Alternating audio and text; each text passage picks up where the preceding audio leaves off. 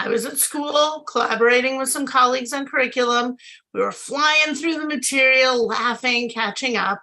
And when it came time to go, I went out to the parking lot, but I couldn't find my car.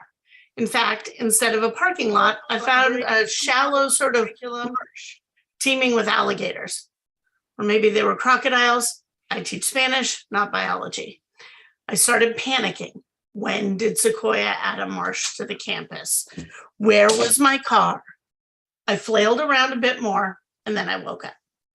Obviously, I'm a nerd, so obviously I jumped online to research the significance of these symbols. My entirely cursory online search showed that losing something in a dream can be a pretty mundane symbol, meaning you're worried about losing something in life. My car's old. It's what connects my work life and home life. Maybe that was the worry. I was disappointed. It's kind of boring. So I moved on to the animals. What were they? Were they crocodiles? Dreaming of crocodiles can mean problems lie ahead, that you're about to be betrayed or suffer an injustice. Scary. So I decided maybe they were alligators. Alligators are positive symbols. Alligators symbolize ancient wisdom, primal instincts, and good fortune. An alligator reminds us to look for opportunities to ingest new knowledge and wisdom, just as I'd been doing while I collaborated with my colleagues. So I was faced with two possible meanings. And as the images from my dream grew fuzzier, and I definitely couldn't remember if the creatures I'd seen had U-shaped or V-shaped snouts, which is how you tell the difference between alligators and crocodiles, I decided it was my choice which one they were. And I chose to see the positive and the promise of alligators. As we look forward to another full year of unknowns and challenges, I hope you'll join me in seeking out the promise in each choice you're given and to embrace the opportunity to face those challenges with your colleagues.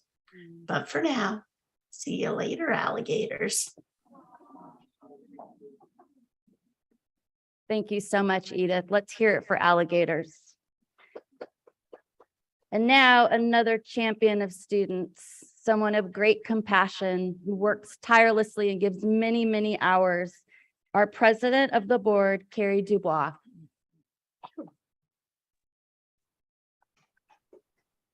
Thank you so much, Bonnie. It is such an honor to welcome our entire staff back to school. In thinking how best to celebrate the work that you do and to show my gratitude, I thought I would share a walk through our district schools by highlighting some of the special moments I've had when I've been so proud to be part of this district and so honored to play a small role in public education. So please come on a walk with me. Tide Academy. This past year, I had the honor of mentoring 2 students. During our monthly conversations on Zoom, I not only got to know the students, but I got to know the school better. My 2 mentees had been very well supported by teachers and other staff members.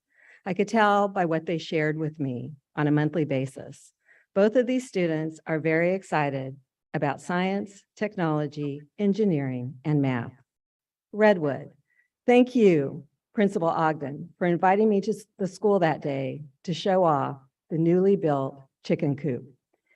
If those of you don't know about the chicken coop, it was built by our students. It's not an ordinary coop. It's really a little mini house with a poured foundation and a real roof and so much more. Our students were building that day in partnership with tradespeople from our community. When I think about Redwood, I also think of our community partnerships with Boys and Girls Club, Acknowledge Alliance, Live in Peace. I'm so proud of the work you do for our most at-risk students. East Palo Alto Academy, what a privilege to be invited to the student celebration during Black History Month. I can still feel the energy in the quad from that day. I was with our superintendent, Dr. Williams, and my colleague, Shawnee Stevenson. I can still sense that excitement. Menlo Atherton, thank you for inviting me to be a judge for National History Day, showcase, and competition. I was able to meet our fantastic history teachers and judge student projects. I probably wasn't the best judge that day because I loved everything I saw Everything got the highest marks. I don't know if they'll ever invite me back. I was overly enthusiastic.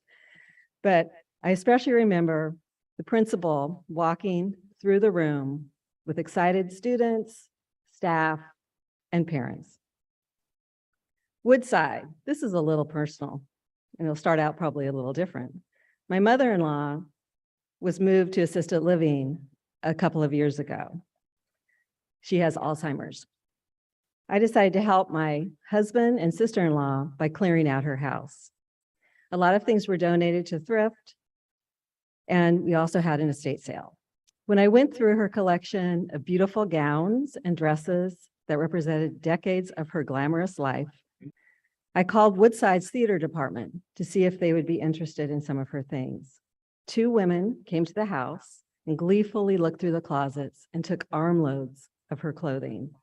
There is no better way to honor my mother-in-law than to have her gowns worn by our talented students at Woodside.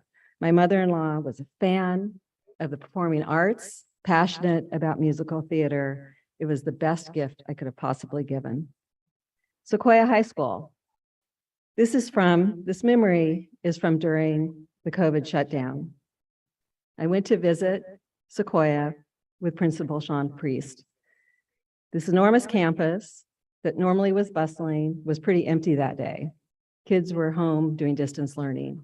There were only a few students on site, only a few staff members, and a few community partners. We walked through the empty hallways and looked into empty classrooms. But Sean was talking to me with great enthusiasm for his staff. He shared stories, talked about programs. It was an enthusiastic and wonderful conversation. Thank you, Sean. I will never forget that walk through the empty school with you. Carlmont High School, school my own boys attended. A few months ago, a beloved community member, Keiko Smith, passed away. She was a very heavy volunteer at the school, somebody always behind the scenes, the type of parent volunteer that was always setting up teacher appreciation events and many more things. I got to know her several years ago when we were working hard to try to do a better job transitioning Ravenswood parents to Carlmont. Keiko got involved with me. She also attended a community event I did for foster youth. At the end of the event, she came up and said, "What can I do to get involved?" I had this idea. Maybe she should get involved in helping to support teachers at Hillcrest who work with incarcerated students, and maybe get involved with our expelled students at Gateway. She did. She started setting up teacher appreciation lunches for those teachers that don't have a PTA. I got to know her well. When she passed away, it was a huge loss for the community, and her family wanted to have the memorial service at Carlmont High School. I thought that was an odd choice at first. I didn't really want my friend's memorial to be at a school. I wanted it to be somewhere else. I got involved in a small way and quickly learned that Carlmont staff was instrumental in planning that memorial. It was on a Sunday afternoon in the quad. We didn't know how many people would show up. It was hundreds. Jackie Spear showed up to speak. As I looked around the quad that day, I realized there was no better place to have her memorial. This woman who did so much for public education. I was so grateful to be with Carlmont staff that day as we set up chairs, as we swept the walkway, as we served some food. Every school I know in our district, especially our big schools, we have our Keiko Smiths supporting our principals, supporting our teachers, supporting our staff, community members who say, "What can I do to make your job easier?" That's also what we do in the district office. What can we do to make your job easier? Because you guys at the sites are on the front line with our kids. So I think about your work. I think about how proud I am to be part of this district. I think of the Keiko Smiths at all of our sites and how we need the Keiko Smiths at the sites that don't have PTAs and don't have parent volunteers. I'm so proud to be part of this district. Thank you for what you do. So with that, I am going to introduce one of our student trustees, Avantika Swaminathan.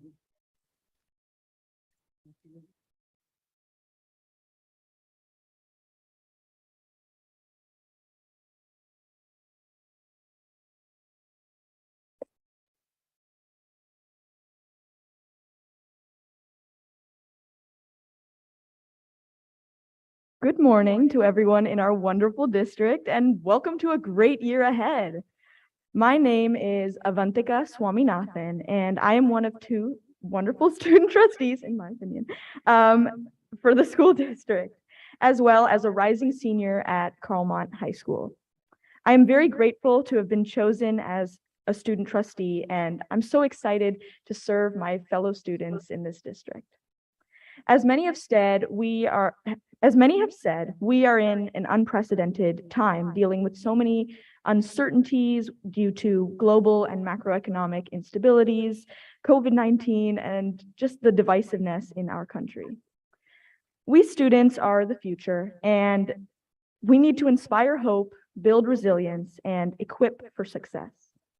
In this regard, as we enter the school year, I wish to prioritize three areas: academic culture, curriculum, and community knowledge.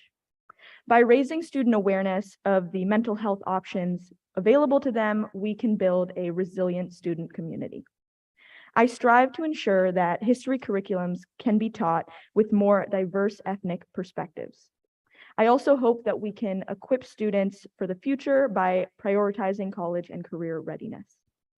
These areas are particularly important in helping students become the best versions of themselves. I realize that implementing these goals will take a village, hence, more than anything, I look forward to working and learning with all of you. If there are any areas you feel we could collaborate, please reach out to me and Samantha, my partner in crime. Let's make this year a great one. Yeah, thank you.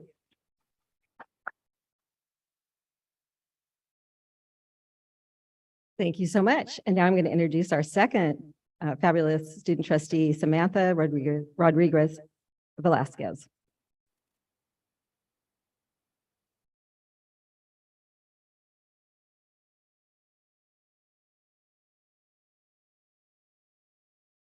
Good morning, everyone. Good morning, Board of Trustees, Superintendent Williams, students, faculty, and community.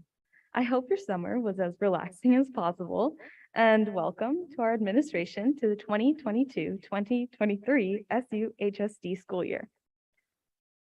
My name is Samantha Rodriguez Velazquez, a senior from Carlmont High School who was enrolled in the district's middle college program on the campus of Kenyatta College.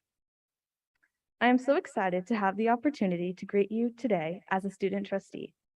This year, we look forward to projecting student voices from our district and helping them cultivate their best possible school experience. My hope for this year is to further diversify student perspectives so that all of their needs are not only met, but prioritized. I am devoted to articulating student voices because they are the future of our society. I believe that students who have access to the right ecosystem to learn and develop are better equipped for life after school. I am honored to be a part of that development, and I want to listen and learn as much as possible. As a middle college student, I have come to understand the transition and adjustments from a high school setting to a college and career setting. I offer students and administrators this perspective to help students' preparedness to the best of our ability. Of course, this institution also relies upon our dedicated administrators, and I ask for your support through strength and patience. Students are coming out of a complex period and work well when given the time, space, and consideration of those around them. However, we are all human and have varying experiences, but together we can develop a well-functioning reality. We have several opportunities for change and accommodation this year, which I hope we can all take full advantage of. Communication with one another is key to the success and improvement of district practices. As I make my way through this term, I will watch, listen, change, and most of all speak for an impact worth trusting.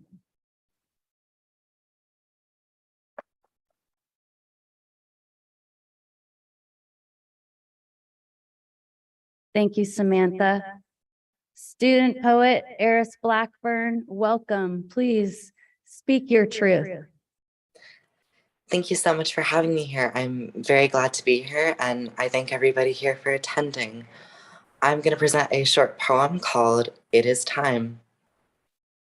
Some state that it is intertwined with space. Others shrug and say, it's a fact of life. Fewer believe it is another place. Others still feel it as a force of strife. So then, what is time? It allows my every step to exist. One only feels it when it is long gone. Against its flow, none can truly persist. It is the page all change is written upon.